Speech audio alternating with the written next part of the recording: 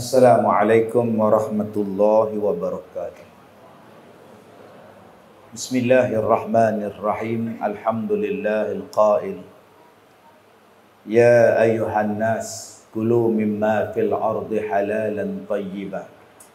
Ashhadu an la ilaha illallah wa ashhadu anna Muhammadan abduhu wa rasuluh wa nusalli wa nusallim ala rasulillah wa ala alihi wa ashabihi ajma'in. Alhamdulillah, terima kasih Tuan Pengurusi dan seluruh ahli-ahli jawatan kuasa masjid, para asatizah dan pemimpin-pemimpin masyarakat muslimin dan muslimat.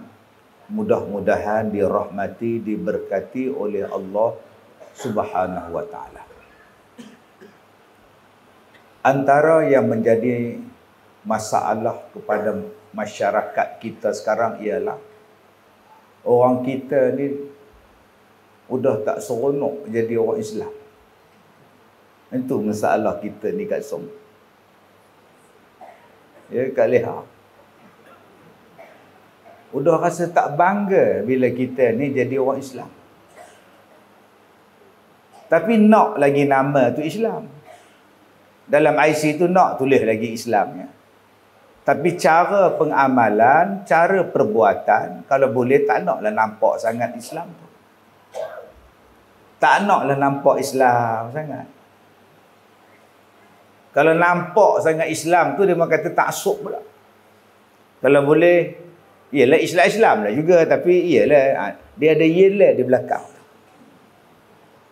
Maka dengan sebab tak berbangga dengan Islam, tak seronok dengan Islam, sebab tu kita tak heran hari ni rumah-rumah Allah sepi. Surau ada yang bergelap. Tak ada diimarahkan surau. Masjid waktu semayang ya, waktu itulah orang datang. Habis daripada itu tutup. Ni yang saya cerita ni bukan di Malaysia kan. Di planet marah no. Alhamdulillah di Malaysia ni, alhamdulillah. Yang saya cerita ni ada tempat di sebelah negara Eropah sana tu. Masjid mereka datang bila tu datang bang. Dia habis. Tak ada dah nak jemaah macam kita. Negara-negara bekas Soviet dulu kan. Bila pelancong, bila orang Malaysia datang pergi melawat, nampak macam muzium. Tapi masjid cantik, tuan-tuan. Penyakit yang sampai kepada kita ni, tuan-tuan, yang sampai kepada kita sekarang, saya sebut ialah tidak berbangga menjadi orang Islam. Tidak seronok menjadi orang Islam. Dia tak seronok. Maka bila tak seronok jadi orang Islam, masjidnya besar. Subuhnya ada 6 orang. Bila masyarakat kita melihat bahawa subuh tak dapat sambutan sedangkan Nabi bersabda, man shalla subha fahuwa fi zimmatillah.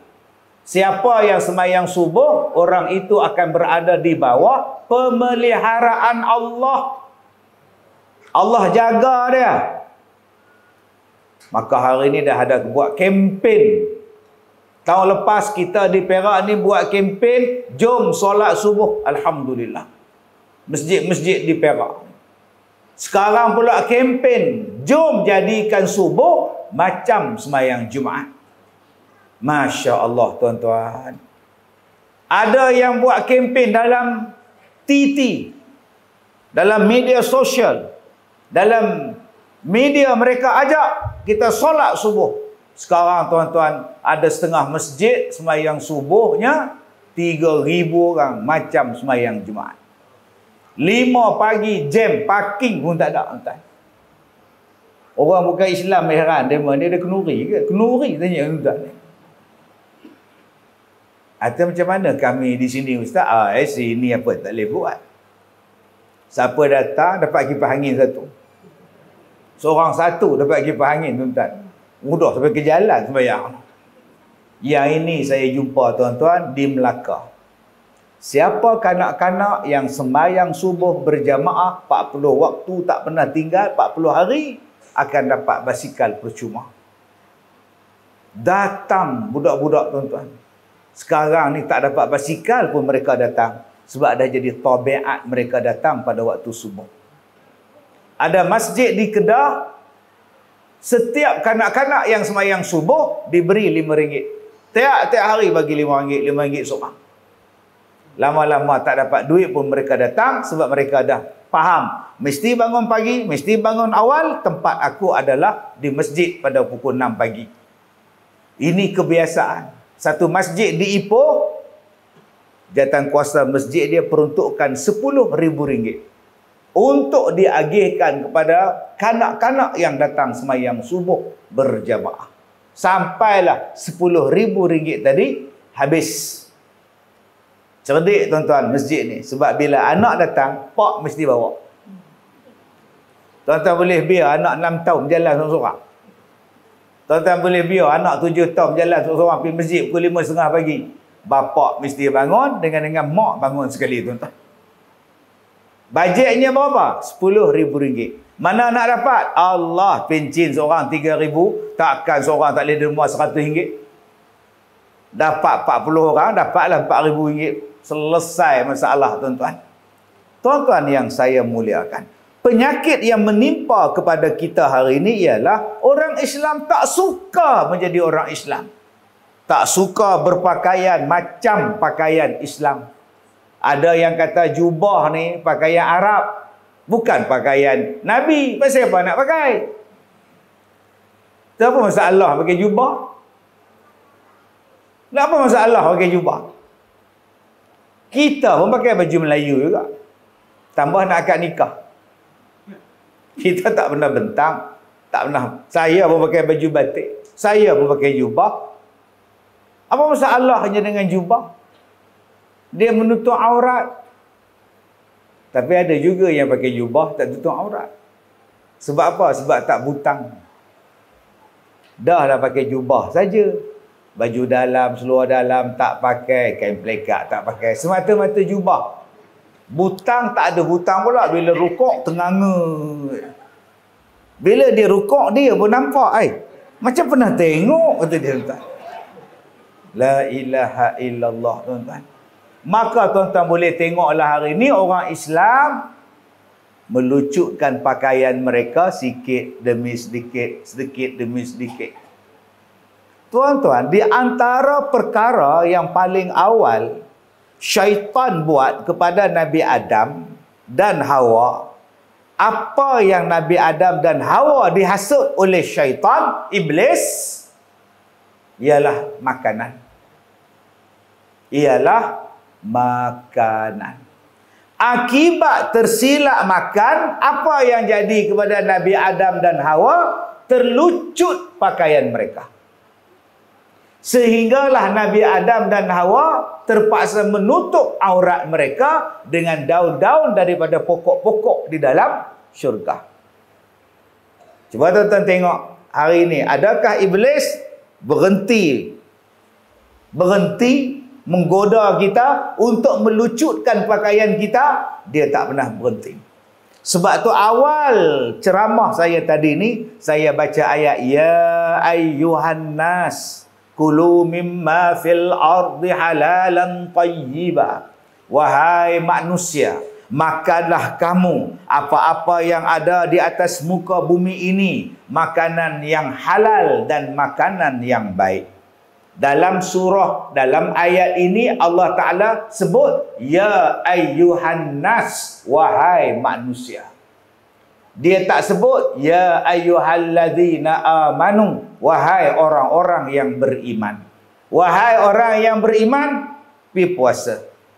Wahai orang yang beriman, jika datang orang fasik. Wahai orang yang beriman, jangan batalkan sedekah kamu. Tapi dalam bab makanan, wahai manusia, Allah tak guna perkataan wahai orang-orang beriman. Allah gunakan perkataan ya ayyuhan nas, wahai manusia. Maksudnya apa? Bukan orang yang beriman saja, yang tak beriman pun. Bukan orang Islam saja, yang tak Islam pun mesti makan makanan yang halal dan makanan yang baik. Jadi di mana yang kata arak tu hak orang kafir nak minum? Mana Dayak? Mana? Cakap apa? Cakap apa tuan? Biarlah orang kafir nak minum arak, itu hak demai gitu dia. Mana hak demainya? Dalam ayat Quran tadi Allah kata, wahai manusia, makanlah kamu makanan yang halal. Manusia di sini maknanya Islam ke tak Islam ke, semua manusia kena cari makan yang halal. Arak tu halal ke? Tak. Kalau gitu demai pun tak boleh minum. Demai bukan Islam ustaz. Atau biarlah dia meminum. Atau kalau mabuk langgar kamu pergi subuh. Itu hak dema ustaz. Dema tak Islam. Habis tu kenapa tangkap dema hisap dadah? Apa? Sebab apa tangkap dema kalau dema hisap dadah? Dadah dengan arak kan sama. Apa beza? Dua-dua menghilangkan akal, dua-dua menghilangkan kepandaian, kewarasan berfikir. Kalau dadah orang kafir pun kena tangkap, begitulah juga dengan arak. Apa bezanya? Oh, dadah kau balon tangkap semua sekali. Arak biarlah demai, tak apa ya. Tak mau tuan. Maka hari ini dengan sebab manusia duk makan benda haram, apa akan jadi? Dia akan datang kerosakan. Tuan-tuan cuba tengok hari ini manusia kita. Ular pun dia makan. Ular kalau kita tengok lari, dia mau kejar. Kita kalau biawak masuk rumah, oi udah baling kayu, dia mau kejar biawak tu, mengangkang-angkang lari menyesal kau masuk rumah tu. Dia balonnya, lipas dia mau makan, ular dia mau makan. Apa yang dia mau tak makan tuan-tuan? Tikus dia mau makan. Maka tuan-tuan, bila manusia sudah tidak lagi jaga makanan, kalau orang bukan Islam makan benda tu, kita tak heran sangat. Hari ini yang Islam pun sibuk nak makan.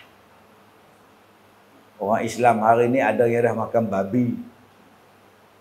Saya baru balik daripada sebuah negara seberang. Babi banyak tuan-tuan, babi guling. Loh. Babi guling. Berguling-guling babinya kat semua. Bersyukurlah kita ni duduk di Malaysia. Ada tak orang jual babi? Ada. Tapi kita duduk di Lubuk Merbau ni tak ada lah orang buka kedai babi goreng depan tu. Allah, tuan-tuan, saya pernah jumpa orang perempuan datang jumpa saya minta air penawar. Sebab apa? Sebab dia kata, ustaz saya diketagih makan babi. Perempuan belum kahwin kat semua. Saya tanya macam mana awak boleh teringat, boleh teringin mata darah babi ni. Kita ni sebut babi pun nak muntah. Sebab tu babi tak boleh sebut lembut-lembut. Babi tak mau. Dia babi. Sebut babi itu pun rasa nak muntah. Dia boleh beli babi, simpan dalam peti ais. Ahad, Sabtu cuti, baby masak kicap. Baby masak kicap. Saya tanya macam mana boleh teringin? Dia kata kawan-kawan dia kerja di ofis swasta. Tengah hari pergi makan dengan kawan-kawan, mula-mula makan gitu-gitu, lama-lama try sampai ketagih lah. Allahu Akbar, tuan-tuan. Daripada makanan yang tak halal, rasuah di balonnya. Duit masjid pun disapu. Saya masih ingat lagi waktu tu saya jadi timbalan pengurusi masjid. Saya ditugaskan buat quotation untuk ganti kapek. Cari 2-3 kedai minta quotation harga kapek. Dapat harga ni mesyuarat lulut, kita ambil yang ni. Bila pi tuan-tuan, dia tanya kat saya, berapa mau tulis? Macam mana? Berapa mau tulis? Dia tanya saya pula, berapa mau tulis atas resit? Harga lain, harga atas resit lain. Itu tuan-tuan nak tukar kapet masjid. pun orang ambil persen. Haram betul. Macam mana nak berkat hidup tuan-tuan? Duit masjid pun hang sapu. Allah, bila makanan dah tak dijaga, bila makanan dah tak kisah lagi apa nak masuk dalam perut, tuan-tuan akan lihat apa yang akan berlaku. Nabi Adam dah tunjuk dah. Makan saja buah tadi terlucup pakaian. Hari ni tuan-tuan tak payah heran. Anak-anak kita, generasi kita membuka pakaian tanpa lagi ada perasaan segan dan siluh. Bukan setakat berlaku pada orang Islam. Balik rumah saat lagi tuan-tuan buka video yang lama-lama. Tahun 1870, 1890, 1902, 1910. Video tentang orang putih. Ada New York, ada London, ada France, ada di Switzerland, ada di Canada. Gambar mereka.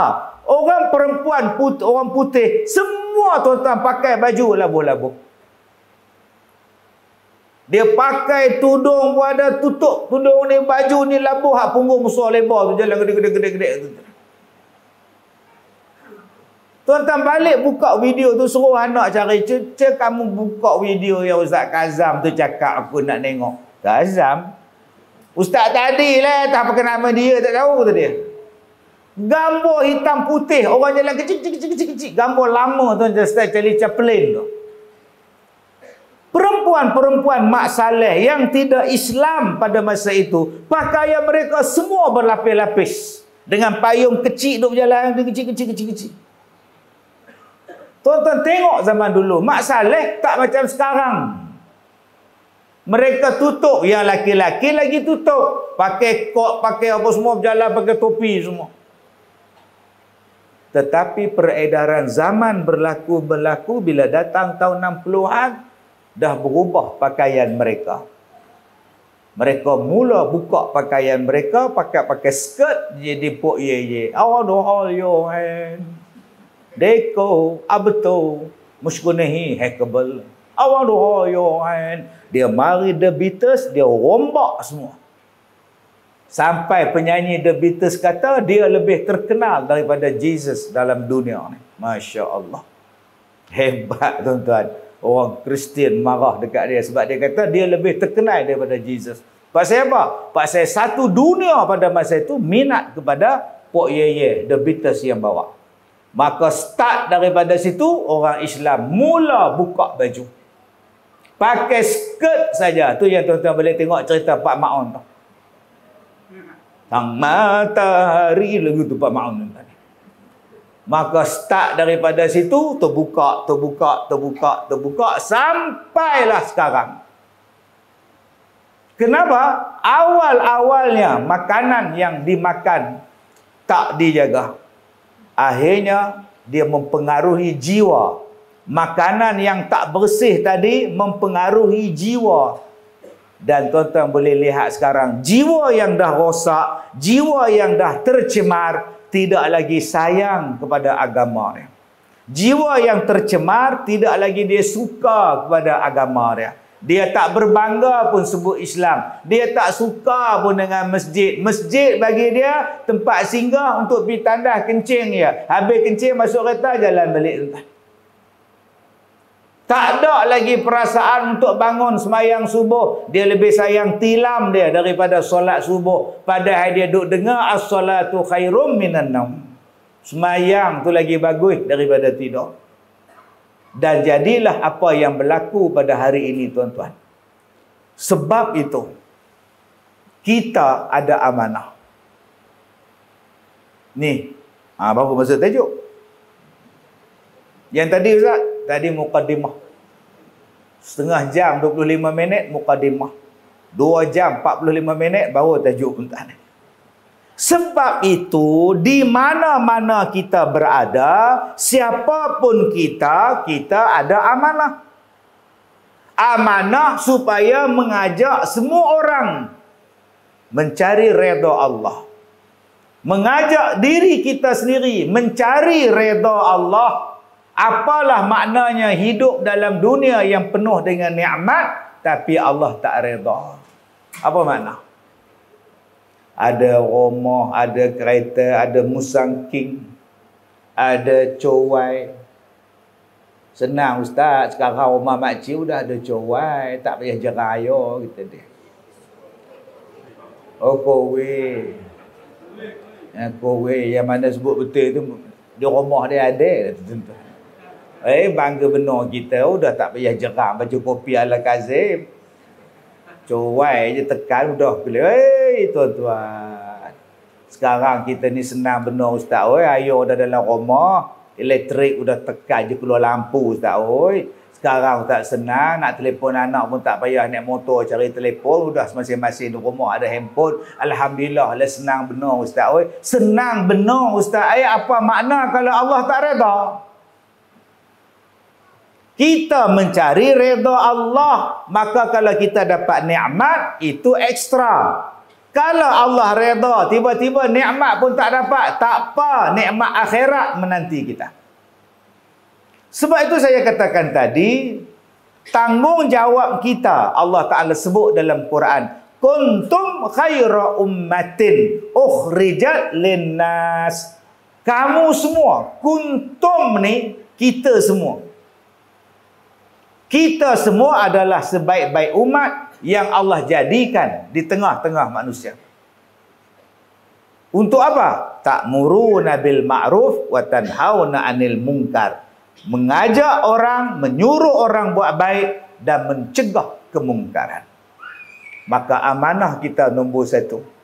Sebagai individu, sebagai ketua negara, ketua masyarakat, ketua keluarga, maka kita hendaklah mencegah kemungkaran dan menyuruh orang untuk berbuat baik.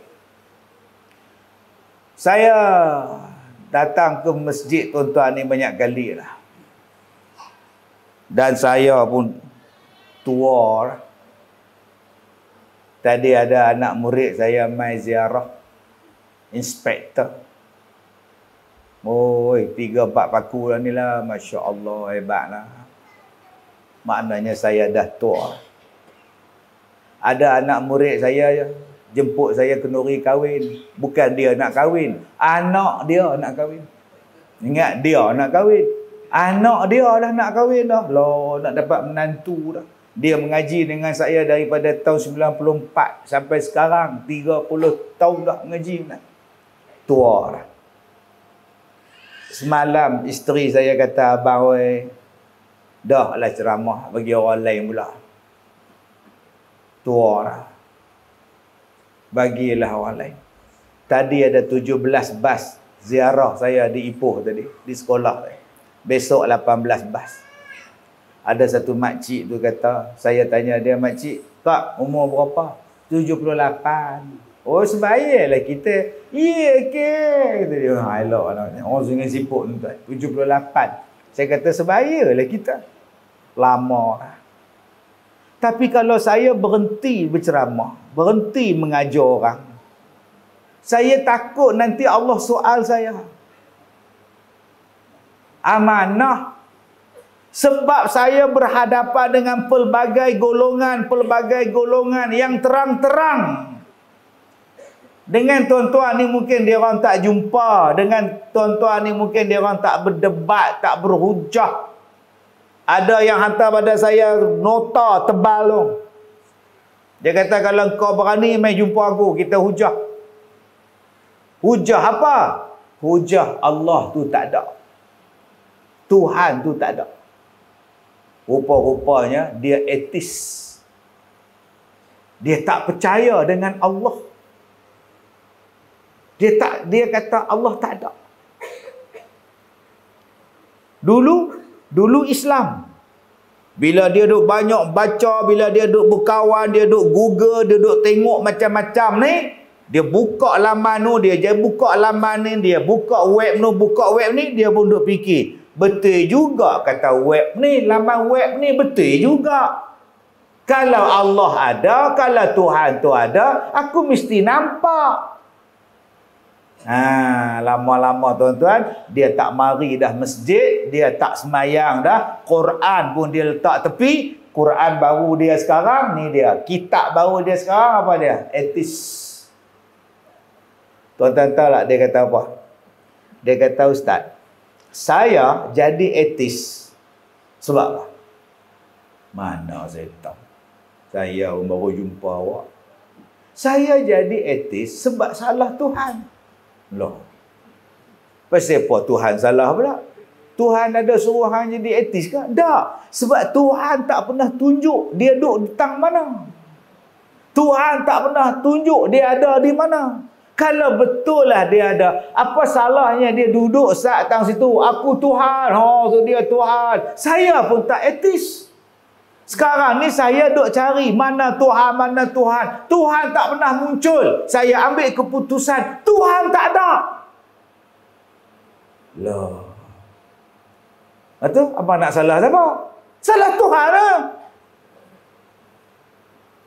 Salah Tuhan sebab dia tak ada. Dia tak munculkan diri, sebab tu saya tak percayakan dia. Jadi salah abang ke salah Tuhan? Salah Tuhan lah. Tadi abang kata Tuhan tak ada. Sekarang tak mana salah Tuhan? Tuan-tuan faham tak? Tadi dia kata Tuhan tak ada. Saya tanya dekat dia, sekarang salah abang ke salah Tuhan yang abang jadi etis? Salah Tuhan lah. Ulang balik. Salah Tuhan lah. Mana Tuhan ada? Kalau Tuhan tak ada, macam mana dia jadi salah? Dia menung. Kalau saya berhenti berdakwah lah tuan-tuan, Allah ruginya saya nak hujah dengan mereka. Banyak lagi ustaz lain boleh hujah ustaz. Tapi Allah soal tak saya? Pasal apa hang diam? Hari ni para asatiza dia cari gaduh sama-sama ustaz. Ni masalah. Dia aja betul. Fataqatta'u amrahum bainahum zubra. Kullu hizbin bima ladaihim farihun. Ini penyakit pula. Yang murtad makin banyak, LGBT makin banyak, yang masuk agama lain makin banyak, yang etis makin banyak, yang tak mau sembahyang makin banyak. Ustaz bila ceramah pula, ustaz tu tak betul, ustaz tu tak betul, ustaz tu tak betul, ustaz tu tak betul. Lah hak mengaji pun tak betul. Semua bodoh, semua orang tanya. Ini penyakit kita yang pegang amanah tak menyampaikan amanah dia. Yang ustaz tak bertegur, ustaz tak mau menjawab, ustaz pula duk gaduh sama sendiri, amanah mencegah kemungkaran tak dibuat. Apa jadi pada ummah? Sebab tu saya jawab lantak pergi tuan-tuan, orang suka ke orang tak suka, lantak pergi kamu. Janji Allah suka. Tadi saya kata dah, janji Allah redha. Sebab mereka ni, dia orang ni makin melampau tuan. Mungkin tuan-tuan tak pernah jumpa. Jadi kalau tuan-tuan nak jumpa, mai ikut saya sebulan. Dan mereka makin berani tuan. Ada satu orang dari London, datang daripada London tu. Dia punya aim dengan saya tu, dia cari sampai dapat. Dia kata, Ustaz, Allah ni belum tentu ada, belum tentu tak ada, Ustaz. Belum tentu ada, belum tentu tak ada. Dia kata belum tentu. Masya Allah. Abang mengaji mana abang? Islam pun belum tentu betul kan? Kita tak boleh kata Islam betul. Kita tak. Jadi bila masa kita nak tahu Islam tu betul tak betul? Saya tanya dia. Bang, bila masa kita nak tahu Islam tu betul ke tak betul? Bila masa? Abang nak tahu bila? Boleh? Ustaz bagi tahu bila? Abang mati. Abang duduk dalam kubur, baru abang tahu betul ke tak betul Islam. Sekarang memang abang tolak Islam. Abang tak suka Islam sebab pemikiran abang dah lain. Dah lain daripada mak bapak abang, dah lain daripada keturunan abang. Abang pergi mengaji di sana, balik ke sini bawa fahaman abang. Sampai abang cakap Islam belum tentu betul, Allah belum tentu ada. Tuan-tuan yang saya muliakan, ni tadi ada orang soal saya. Anak dia nak kahwin dengan lelaki bukan Islam. Lelaki bukan Islam tu pula dah ada isteri, bukan Islam. Laki ni tak Islam, isteri dia pun tak Islam. Anak dia nak kahwin dengan jantan ni. Jadi dia kata, Ustaz, jantan tu dah bersetuju masuk Islam, tapi masih nak pakai bini nombor 1. Tuan-tuan faham tak? Jantan ni tak Islam sekarang ni. Isteri dia sekarang ni pun tak Islam. Nak kahwin dengan anak orang kita, nak kahwin dengan orang Islam. Dia pun kata tak boleh lah, hang kena lah Islam. Baik, dia sanggup masuk Islam, tapi dia takkan lepas isteri hak nombor 1, hak tak Islam. Hak isteri Islam pun dia nak, hak tak Islam pun dia nak. Ingat ni Dharmendra dengan Hema Malini ke apa? Saya kata tak boleh kau. Apa nak jadi ni tuan-tuan? Sebab itu amanahnya pada siapa? Pada pemimpin. Buat kerja, jaga rakyat, jaga agama supaya Islam tidak dihina, supaya Islam dimartabatkan. Itu amanah. Dan kita lihat hari ini ada orang bukan Islam dah berani mencabar Islam. Orang bukan Islam hari ini dah bagi cadangan pula pada Islam. Malah ada orang Islam bukan Islam hari ini boleh mentafsirkan pula ayat-ayat Quran. Dia pun tak beriman dengan Quran, dia baca Quran, dia baca pada orang Islam. Dan orang Islam pula dia angguk, oh yeah, dia angguk pula tuan-tuan. Apa ni? Bila kita tengok benda-benda ini telah melarat amanah dalam keluarga hari ini. Baru ni ada pendedahan daripada mana kah? Dia kata di Malaysia ni dah ada kelab. Dah ada kelab. Suami isteri kelab. Kelab apa tak? Abang lah. Kelab, masuk kelab tu, isteri kita dia boleh pakai, isteri dia kita boleh pakai. Tu nama dia kelab gila babi nama dia. Dia boleh tukar-tukar. Dah mari dah dalam. Yang join dia orang kita. Tak ada lagi perasaan cemburu, tak ada lagi perasaan jealous. Apa nak jadi ni? Kamu tu ketua keluarga, kamu tu bapa, kamu tu suami. Yang kamu kena lindung anak kamu, yang kamu kena jaga isteri kamu. Sebab tu Allah kata dalam Quran, ar-rijalu qawwamuna 'alan nisa. Ustaz pernah jumpa? Sebab saya jumpa lah tuan-tuan, saya sebut. Tapi tak ada lah kelab macam tu, saya tak tahu, saya baru baca. Yang saya jumpa baru ni, orang. Saya duduk dalam pejabat saya. Kerani saya masuk. Ustaz, ada makcik menangis kat depan. Dia nak jumpa ustaz. Saya pun keluar. Apa hai kak? Oh, tolong selamatkan saya. Saya kata, kenapa nak selamat? Duk teriak, duk menangis. Saya kata, kalau kak duk menangis, siapa nak selamatkan kak? Cuba duk diam-diam. Tenang-tenang. Tenang-tenang. Saya ustaz, saya lari pada rumah. Sebab apa? Sebab suami saya gila. Gila apa?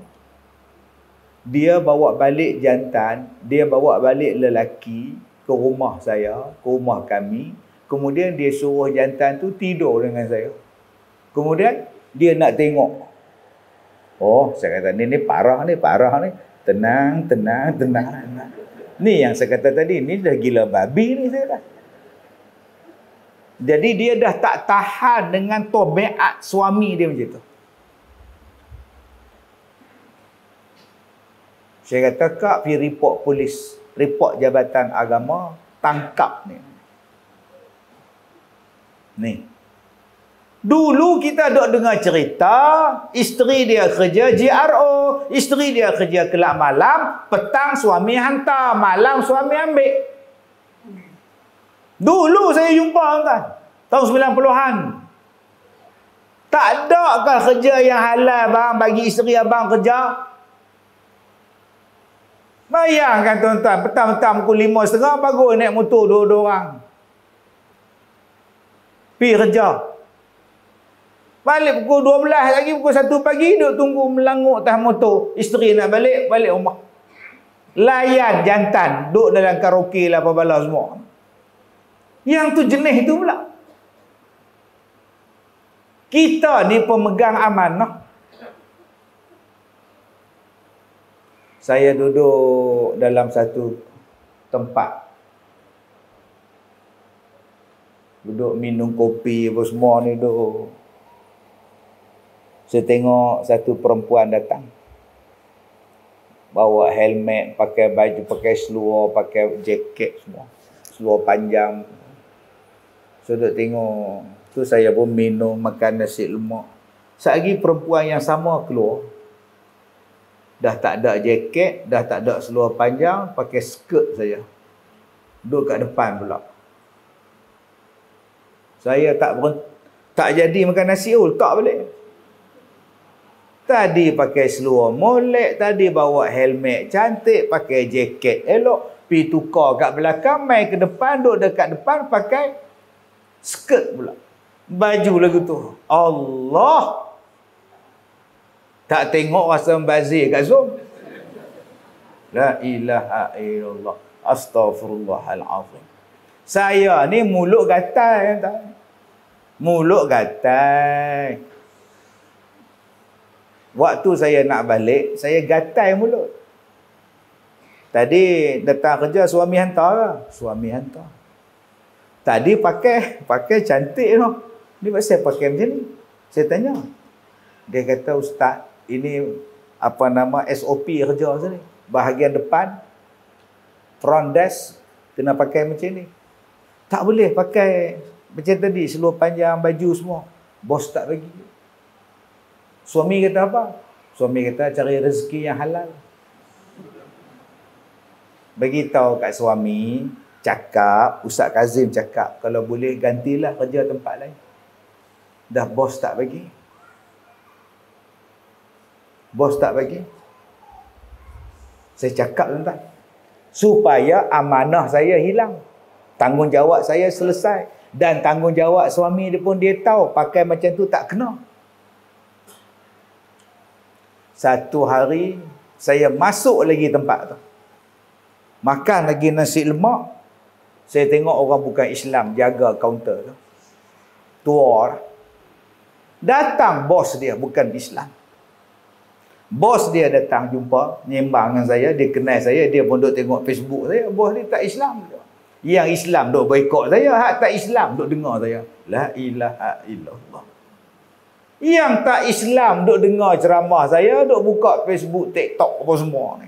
Yang hak Islam boikot pula. Ni tak boleh pakai punya ustaz songkok tinggi. Astagfirullahalazim. Songkok tinggi pun tak boleh pakai. Gila betul ni. Baru ni saya pergi hospital Ipoh. Ceramah 2 hari lepas di hospital Ipoh, hari Jumaat. Hari Jumaat apa ni? Rabu apa lupa tuan ni. Petang saya ceramah. Bila pergi ceramah tu, perempuan pengawal keselamatan India, dia bawa payung punya ramah duk ketuk tingkap. Parking sini ustaz, parking sini ustaz. Padahal yang ada ketuk cermin tu bukan ustaz, driver saya. Saya duduk di belakang. Ustaz, saya minat sama ustaz, suka sangat, suka, ya Allah hari ni dapat datang. Saya tengok kat dahi dia ada tanda, ya Allah ustaz datang. Dia punya payung lah tuan-tuan, hujan. Dia bukan payung saya, driver saya ada payung tuan. Yang saya lari masuk dah. Rupa-rupanya pengawal keselamatan yang budiman ni tuan-tuan, yang agung bagi pingat tau. Kan baru ni ada agung bagi pingat PPN ke apa ke dia ke. Memang ramah tuan-tuan. Dia friendly betul ya. Walaupun dia tak Islam. Tak sombong langsung, tak belagak apa tuan. Semua dia layan. Dia mai jumpa saya, Ustaz, sorry Ustaz, I tak perasan itu you punya driver. I ingat you Ustaz. I selalu tengok you Ustaz. I tak pernah miss ceramah you. Dia pula dengar ceramah saya. Hak Islam pula duk boikot saya tuan. Saya cakap dekat bos tempat yang dia makan tadi. Saya kata, bos, Dulu saya ada tegur bukan? You tahu bukan? Saya sudah tegur bukan? Ya. Tak apa Ustaz, saya faham Ustaz, saya faham. Saya Ustaz, ini tempat saya sebagai pengurus. Walaupun saat ini bukan owner saya, tapi saya sebagai pengurus, saya faham Ustaz. Apa Ustaz cakap? Ini nasi lemak Ustaz, ini orang Islam buat. Saya bantu orang. Itu kuih pun orang Islam buat. Semua ini halal Ustaz. Ustaz jangan takut. Itu kaunter depan pun kita sudah pakai tutup. Tutup semua Ustaz. Kita sudah dengar cakap Ustaz. Walaupun dia tak Islam kan.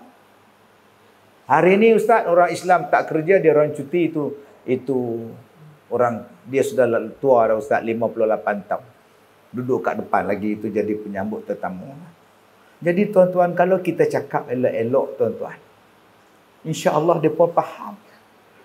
Sebab tu kerja sebagai penyampai amanah ni tuan-tuan kena buat elok-elok. Setengah orang dia sampaikan dalam keadaan tak tahu nak cakap lah tuan, dengan kasarnya, dengan garanya, dengan tak ada hikmah dia. Kita rasa kita ni dah ahli syurga. Ni masalah. Kita tak tahu lagi kesudahan orang tu macam mana. Tuan-tuan ingat tak dulu saya ceramah dulu, duk buat dalam CD. Di rumah saya tu ada lagi CD-CD lama. Saya simpan sebagai kenangan. Saya letak dalam galeri saya. Waktu saya buat CD tu tuan-tuan, bukan saya buat, syarikat buat. Royalty yang dia orang bayar pada saya ialah 200 keping satu tajuk. Satu kotak tu 200 keping. Satu tajuk dapat 200. Itulah royalty saya. Kalau saya nak duit, saya jual lah 200 kali dengan RM5 sekeping, dapatlah RM1,000 tuan. Saya takkan saya nak jual, saya malas jual-jual. Dapat kat saya bagi kat orang. Jumpa dekat R&R Lebuh Raya, saya bagi. Dan saya tak bagi pada yang bertudung. Yang berstoking, berjubah ni, dah lah ni baik dah Haji Rogayah ni. Haji Zainab ni baik dah lah, tasbih di tangan. Saya bagi hak pakai skirt. Saya bagi hak free hair. Saya bagi hak pakai seluar jeans, seluar ketat. Bagi. Tak nak beli. Tak, bukan jual. Hadiah. Baru letak je. Tak nak. Rasa macam bom tu. Dia takut lah macam COVID sekarang. Dah, saya tak jual, saya hadiah. Supaya sekurang-kurangnya bila mereka masuk dalam kereta, zaman tu kereta ada CD lagi, mereka boleh dengar. Daripada 200 orang yang saya edar, dapat seorang jadilah. Dapat 2 orang jadilah. 2 orang dapat seorang, dia ada suami, dia ada isteri, dia ada anak, dia ada mak, dia merebak jadi 10 orang. Saya pun duk di pejabat, saya 4 kelas tu, suruh tengok suami isteri datang, anak-anak datang. Ustaz ingat tak saya? Saya tak ingat kau. Ustaz yang bagi CD kat saya tu. Mana saya ingat, banyak saya. Saya dah nak buang dah CD Ustaz tu dekat office saya, tapi saya kata apa salahnya saya dengar. Dia pun ambil, dia dengar daripada komputer dia. Bila dia dengar tu Ustaz, saya menangis Ustaz, saya menangis. Lepas tu saya cari semua CD ceramah Ustaz. Saya ajak suami dengar. Alhamdulillah Ustaz, saya sekarang dah pakai pakaian muslimah. Suami saya pun dah sembahyang dah Ustaz. Anak kami pun dah belajar Quran dah Ustaz. Terima kasih Ustaz. Inilah nama dia, dakwah amanah. Begitulah tuan-tuan kita kena buat. Jangan putus asa daripada menyampaikan dakwah. Allah Ta'ala dah sebut dalam surah Al-Ma'idah ayat 105. Alaikum anfusakum. Wahai orang yang beriman, jaga diri kamu. Pertahankan diri kamu. InsyaAllah tidak ada sesuatu pun yang boleh memberi mudarat kepada kamu. Man dhalla idza tadaitum. Tidak ada siapa pun yang boleh beri mudarat setelah Allah bagi hidayah pada kamu.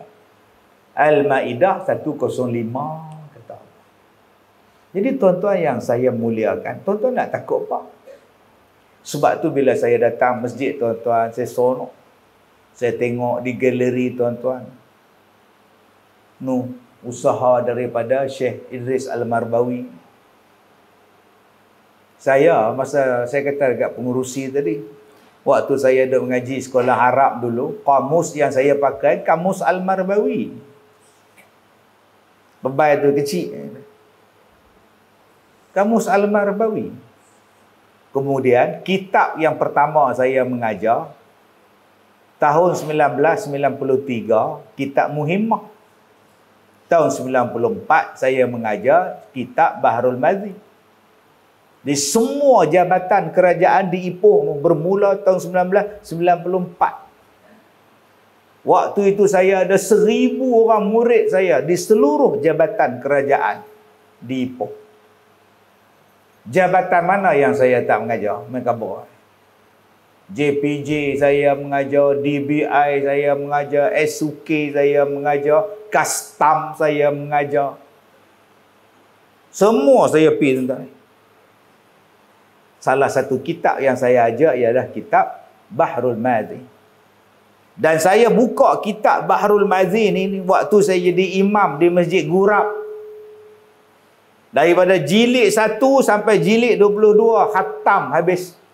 Dan saya rasa saya dah khatam mengajar Bahrul Mazi ni 4 kali dah. Daripada jilid 1 sampai jilid 22 tu 4 kali dah tuan, setiap kitab. Saya duduk mengajar punya lama dah.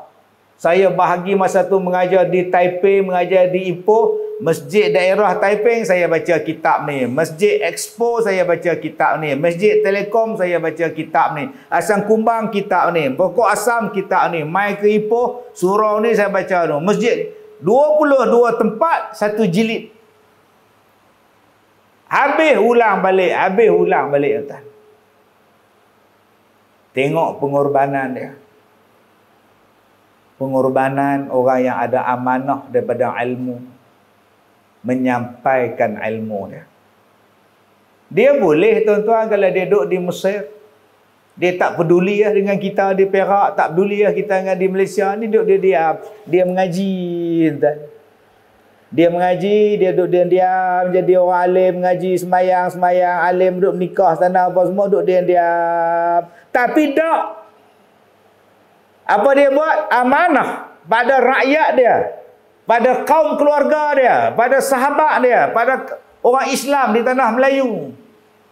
90 tahun dulu tuan-tuan, tulis kitab Bahrul Mazi. Tulis. Bukan untuk dia, untuk kita. Persoalan apa yang menimpa pada Bahrul Mazi itu, daripada hadis At-Tirmizi ni tuan-tuan dihuraikan, yang menimpa pada masyarakat kita, yang kena pada masyarakat Melayu pada zaman itu, dia tulis, balik, ngajar balik. Kalaulah tak ada sifat amanah tu tuan-tuan, buat apa susah-susah nak tulis kitab? Buat apa susah-susah nak perah otak tuan-tuan nak tulis kitab? Tetapi kerana amanah yang Allah Ta'ala bagi, maka dia tulis. Akhirnya kita dapat manfaat sampai hari ini. Dengan tafsir dia, dengan Bahrul Mazi dia, dengan kitab kamus dia dan sebagainya. Cuba tuan-tuan tengok ulama'-ulama' yang duduk di Mekah, Madinah dulu ni. Mereka orang Melayu. Naik kapal, pergi belajar di Mekah. Berpuluh-puluh tahun menghadap Kaabah. Semayang tengok Kaabah, tawaf, umrah, haji tiap-tiap tahun. Setahun, 2 tahun, 3 tahun, 4 tahun, 25 tahun duduk di Mekah. Air Zam-Zam ada, makanan ada, semua ada. Apa yang tak ada di Mekah tuan-tuan? Ij'al hadza baladan amina. Doa Nabi Ibrahim. Negeri yang aman. Negeri yang banyak makanan. Negeri yang tak akan putus air. Tiap-tiap hari dapat 100,000 ganda semayang. Tiap-tiap hari semayang, menghadap Kaabah, boleh tawaf sunat, boleh macam-macam tuan-tuan. Tapi lama-lama apa mereka buat? Mereka balik ke tanah Melayu. Mereka tak penting diri dia orang. Balik ke tanah Melayu, buka pondok dekat Gerik, buka pondok Pengkalan Hulu, dekat Sik, dekat Baling. Balik buka pondok Bagan Sarai, Parit Bunta, Bagan Datuk. Buka pondok di Johor, di Kelantan, di Terengganu. Untuk apa? Amanah menyampaikan ilmu. Kalaulah mereka tu tak ada amanah, tuan-tuan, lantaklah kau orang, aku dah duduk tempat elok, habis aku duduk sini buat sembahyang, aku mati di sini. Tak. Mereka balik, mereka buka. Adakah mereka buka sekolah, buka pondok itu senang? Tak, tuan-tuan, susah. Berhadapan dengan penjajah. Bukan senang nak buka sekolah, nak cari duit, nak buat rumah, nak buat pondok. Sebab tu pondok pada masa tu, pondok hodoh-hodoh, duit tak ada. Yang penting ilmu berjalan. Berkat daripada usaha mereka lah, tuan-tuan, hari ni kita kekal berilmu. Ni nama dia amanah. Kalau mereka tak ada amanah, tuan-tuan, kita jadi apa? Kita tak mengaji di Mekah, kita tak mengaji di Mesir, kita tak mengaji di Madinah masa itu. Tapi mereka mengaji itu ikhlas. Mereka balik ke Malaysia, mereka bawa kasih sayang, mereka bawa perdamaian, ilmu. Sebab tu selepas mereka buka pondok, kita jadi baik, berpuluh-puluh tahun jadi baik. Tak ada bergaduh-gaduh. Tapi hari ni sayang, tuan-tuan, yang balik daripada mengaji luar negara, balik mengajar pada kita pula, pakat bergaduh pula sama-sama kita. Dulu mana ada bergaduh? Nak baca kunut subuh, baca. Nak buat tahlil, baca. Apa masalah? Mai hak lapis baru ni, tak boleh. Neraka, bid'ah, neraka. Pasal apa? Pasal amanah. Kalau betul hang amanah, hang ceritalah. Jangan cerita yang hang punya saya. Oh, mazhab ini membenarkan kunut. Silakan. Macam mana ulama-ulama yang balik daripada tempat apa mengaji dulu. Mereka pun mengaji di Mekah juga. Mereka ni pun mengaji di Mesir juga. Tapi tak ada berpecah belah kita. Mana ada kita tahu 50-an, 60-an, 70-an bertumbuk. Hanya masalah 20 ke 8 terawih. Mana ada bertekak imam dengan makmum. Masalah nak baca kunut ke tak baca kunut. Tak ada masalah. Hari ni baca Yasin malam Jumaat pun salah. Habis tu, kita main TikTok. Malam Jumaat, tak salah. La ilaha illallah. Karuk dah, tuan-tuan. Sebab tu, jagalah amanah. Amanah apa, Ustaz? Tak tahu, tuan-tuan. Saya teringat cerita orang minyak. Sumpah orang minyak. P. Ramlee jadi jahat. Ada orang kata P. Ramlee ni asal berlakon je mesti jadi hero. Asal berlakon je mesti dapat perempuan. Bujang lapuk pun dia dapat. Pendekar bujang lapuk pun dia dapat cikgu Rus. Langsung tak ada jadi jahat. Siapa kata P. Ramlee tak berlakon jadi jahat? Ada 40 penyamun. Tu dia mati laiman. Nak pergi rompak Alibaba tak jahat dia, tuan-tuan. Serimah tuai minyak panas lentung. Jahat gitu, tak jahat gitu. Jahat lah tu. Jahat lah, tuan-tuan. Satu lagi jahat cerita apa? Orang minyak. Pi rogol orang, pi pangkah pula. Ya, kucing pun kena, Ustaz. Ni tempat ni, Ustaz. Subhanallah. Macam pernah dengar, Ustaz, ya kucing, Ustaz. Tuan-tuan yang saya muliakan. Ingat tak cerita P. Ramlee tu, tuan-tuan? Dia dilarang bunuh orang, pantang dia. Asalnya bongkok. Bila mandi, air berbunian jadi cantik. Bila cantik, balik kampung. Orang ingat dia raja. Petua dia, jangan bunuh orang. Kalau tidak, hang langgar pantang. Saleh Kamel ajak dia berlawan. Bertikam-tikam, datang ribut, tikam, mati. Mati. Sudah. Jadi hodoh balik. Mai cari dul jadi setan. Kamu naklah jadi cantik semula? Nak. Kalau nak, senang saja. Kamu kena rogol 40 orang. Jadilah orang minyak. Lepas dia rogol, dia pangkah tang muka. Tu yang ayah kucing kena payah muka. Cerita 18 puasa, 17 puasa. Jadi ada satu laki-laki dengan satu perempuan duk menyanyi dekat tepi pantai. Kalau roboh kota Melaka, terak tek-tek. Papan di Jawa saya dirikan, trek tek tek. Kalau sungguh bagai dikata, nyawa dan badan saya serahkan, trek tek tek. Tengah duk trek tek tek, orang minyak datang. Dah pangkak lagi sekali pula.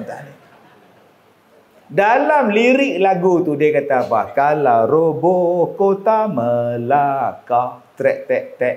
Papan di Jawa saya dirikan. Saya nak cerita yang tu ya. Tapi cerita bunian apa panjang. Dia kata kalau roboh kota Melaka, papan di Jawa dia boleh dirikan. Dia pindah pergi Jawa. Saya nak habaq pada tuan-tuan. Kalau negeri kita rosak, negara kita rosak, tuan-tuan boleh ke pindah ke Jawa? Zaman sekarang. Tak boleh pergi ya tuan-tuan. Inilah tempat kita, inilah negara kita, inilah tanah air kita. Jagalah negeri ni, nak pindah pergi mana? Kalau pindah pun tuan-tuan orang tak mau kita. Kita bukan segak macam Palestin tu. Dulu Syria segak, Bosnia dulu jadi pelarian, ramai dia orang ambil. Lai katong, lawa, pakai ambil seorang satu. Mai kat Leha pindah, tak payahlah kat Leha nampak. Inilah tempat kita. Amanahnya apa? Jaga negeri ni. Apa lagi yang tak ada tuan-tuan?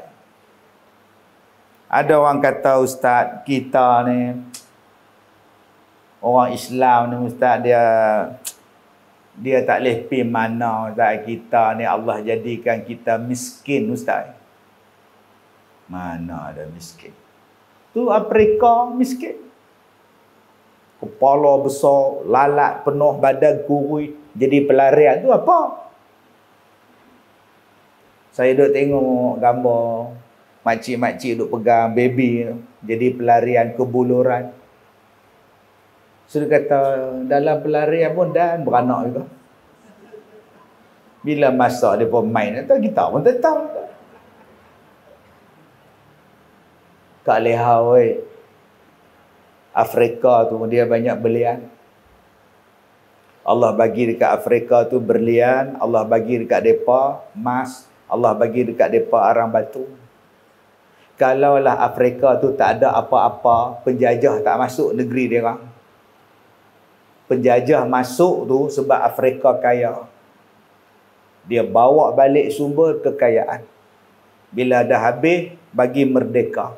Walaupun merdeka, ada lagi arang batu, ada lagi emas, ada lagi berlian. Sampai sekarang, siapa kata Allah jadikan mereka tu miskin? Tak.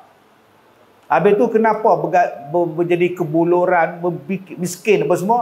Sebab mereka jual berlian, mereka jual arang batu, mereka jual tembaga apa semua ni. Duit yang mereka dapat, mereka bunuh rakyat mereka sendiri. Perang kerana merebut kuasa. Tu yang jadi pelarian.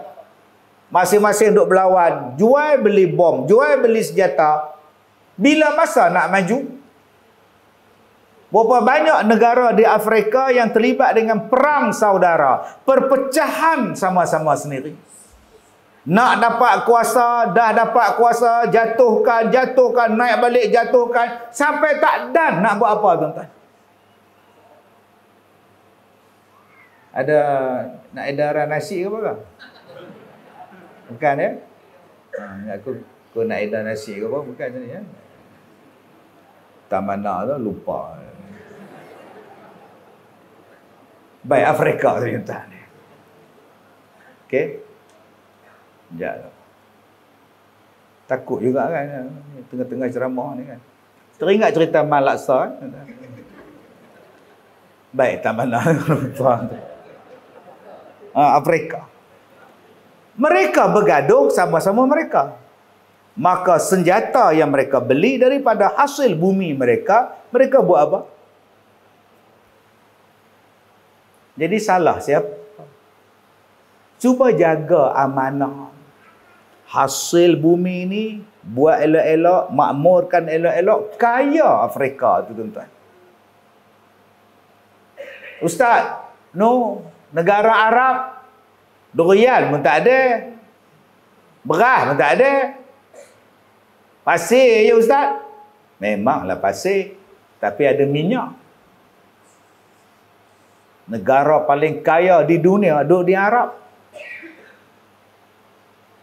Demo boleh tukar pada pasir tu jadi kebun. Demo boleh buat pulau, buatan, buat bangunan tinggi-tinggi. Punya kayanya tuan-tuan. Tuan-tuan pergi negara mereka, kereta polis ni tak adalah kereta macam kita tu, wajar tuan-tuan. Sian polis Malaysia tuan-tuan, dapat Honda tu pun bangga habis lah. Tu saya kata tadi, nak edar nasi tuan-tuan tak percaya. Nampak? Tu. Saya bukan saya dah 40 tahun ceramah, saya tahu lah.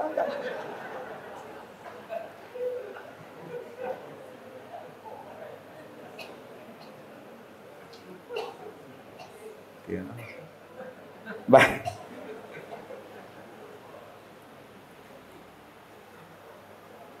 Baik. Semua dapat nasi dah?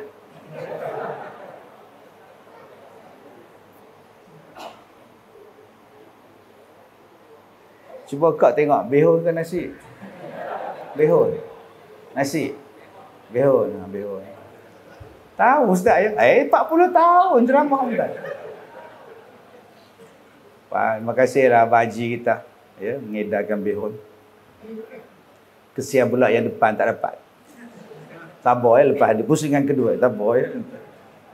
Minta pada abang kita stop dulu lah. Dia ganggu ceramah saya kata. Secacor kata orang Perak. Dia tak boleh fokus entah. Orang Arab memang negeri dia padang pasir. Tapi Allah bagi minyak sebagai satu bentuk amanah. Sayang tuan-tuan. Minyak ni dijual pada siapa?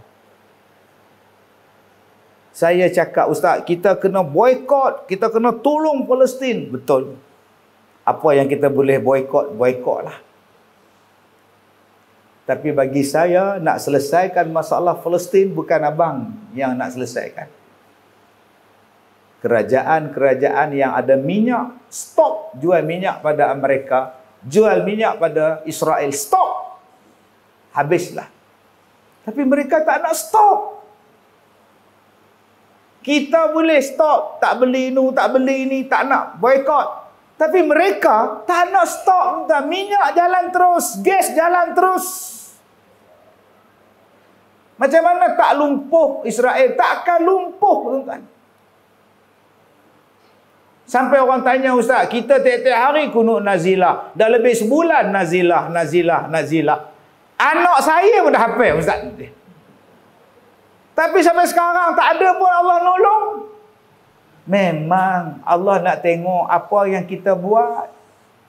Kita doa. Alhamdulillah kita doa. Tapi hadis sana lu tak mau. Saya kata dah, stop minyak je tuan. Dulu mereka kata Rusia tu bila berperang dengan Ukraine, NATO ugut, Amerika ugut, Rusia mampu kali ni. Ukraine ni geng kami, hang berani usik, hang lawan kami. NATO bagi warning dekat Putin. Presiden dia kata buat. Kalau hampa nak tengok buat. Aku stop jual gas, aku stop jual minyak ke hampa. Sampai sekarang, duk ada lagi Rusia. Tak ada siapa berani usik Rusia. Dulu negara-negara NATO punya warning lah. Kapal-kapal jet-jet pejuang, jet-jet pejuang telah sampai ke sempadan. Lah ni balik gitu tuan-tuan. Bila Rusia kata kami stop jual gas. Orang putih nak masak apa? Gas tak ada. Gas mereka mai pada Rusia. Ni dia tuan-tuan. Tapi sayang benda tu Arab tak nak buat. Maka digunakan duit yang begitu banyak main bola. Bola. Gaji pemain bola setahun $1 bilion Amerika. Kena 10 orang. 1 bilion gaji tuan-tuan. Bayangkan. $1 bilion bersamaan 4 bilion kita. Gaji setahun. Tadi saya makan sup ekor ni. Tengah dah makan sup. Assalamualaikum Ustaz. Minta derma nak buat ni. Mai budak tu pula, pakcik, dia jagung. Jagung. Umur berapa tahun? 6 tahun. Siapa suruh jual? Pak. Pak mana? Ada. Saya pun ambil kentang, suap dia makan. Ustaz, pakcik tak ada duit. Nak pergi tukar kedai tak? RM10 tak ada. Minta derma lah. Nak buat masjid. Kalaulah dia bagi 1 bilion kat kita, setahun seorang pemain bola, selesai masjid. Tadi saya masuk tadi dah. Derma untuk gazebo dah depan. La ilaha illallah. Bayangkan tuan-tuan, satu gaji pemain 1 bilion. Berapa ramai pemain orang putih yang main dalam negara mereka? Universiti berapa banyak boleh buat, hospital berapa banyak boleh buat, tapi mereka habiskan dengan stadium dan bola. Sayang tuan-tuan, amanah ni. Sayang. Allah Ta'ala bagi pada orang Bangladesh miskin Ustaz. Minyak tak ada, pun tak ada Ustaz. Macam mana Bangladesh nak berjaya? Memang Allah tak bagi dekat mereka. Tapi Allah bagi dekat Bangladesh rakyat. Rakyat Bangladesh ni ratus juta. Dia hak banyak China, India. Ni negara hak banyak rakyat ni. India, China, Indonesia, Bangladesh. Memang Bangladesh tak ada apa. Tapi Bangladesh Allah bagi rakyat yang rajin. Dia ekspor dekat Arab, dia ekspor dekat negara Timur Tengah berjuta. Agak-agak tuan-tuan, Bangladesh di Malaysia ni ada berapa juta? Tah-tah menantu kita apa Bangla.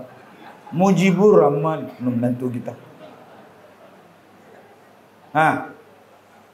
Mula-mula dia datang dulu hijau ke, merah ke, hijau ke, merah. Sekarang dia pula toki sistem minyak sekarang.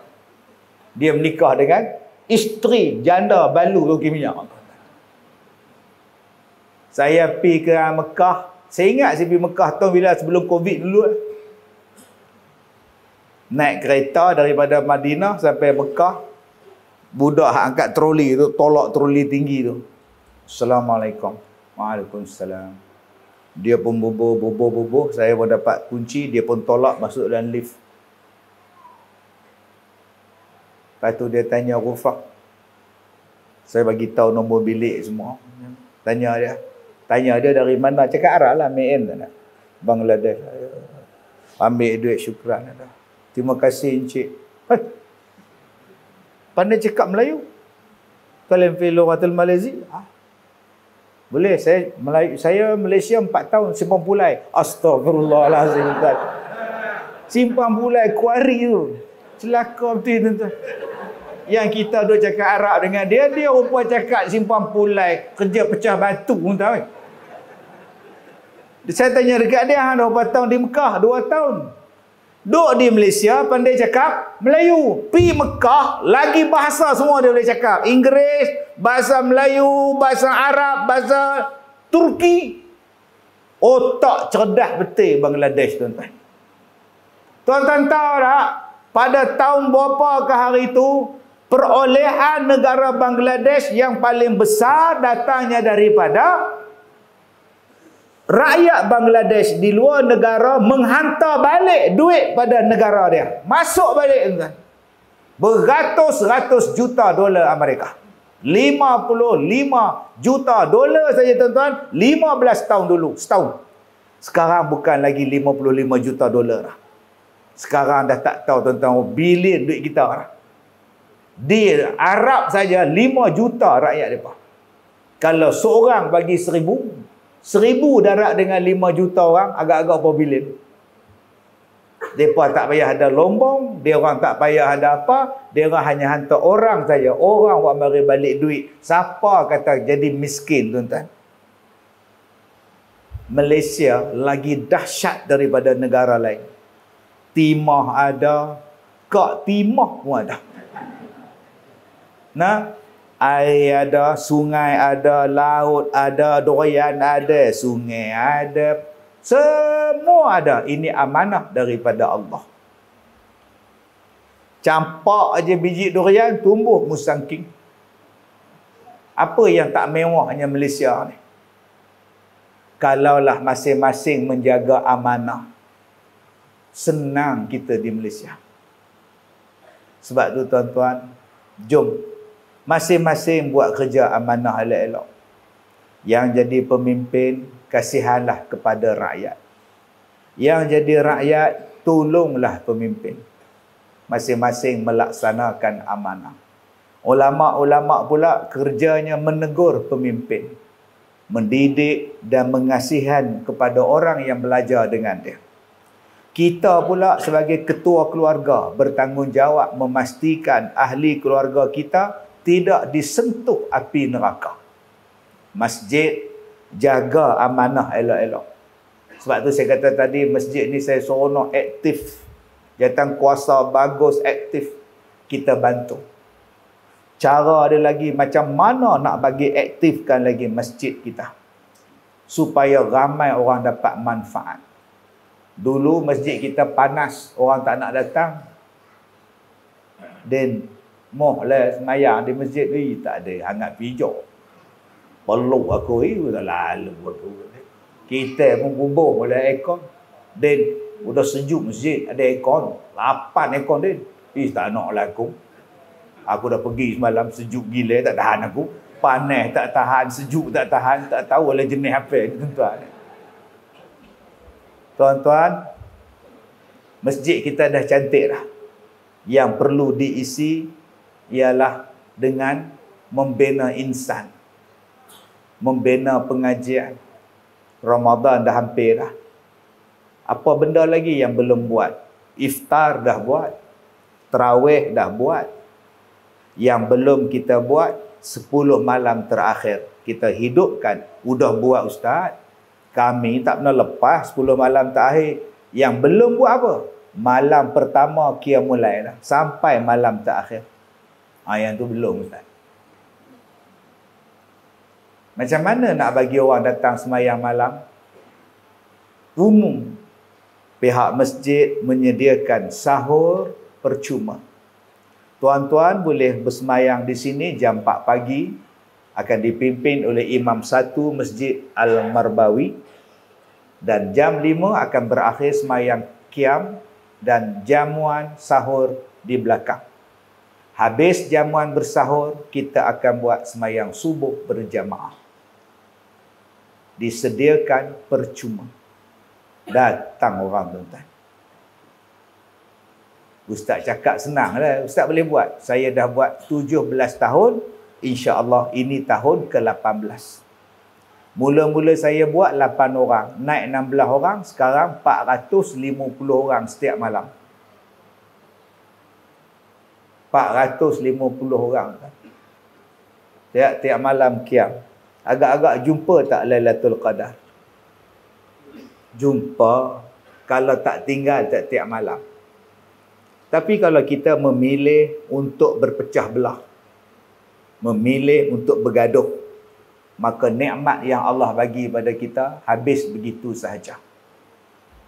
Tak ada apa yang ada. Jadi marilah kita berkasih sayang, kita bersatu hati, mudah-mudahan Allah merahmati kita. Saya minta maaf jika terkasar bahasa. Wabillahi taufiq wal hidayah.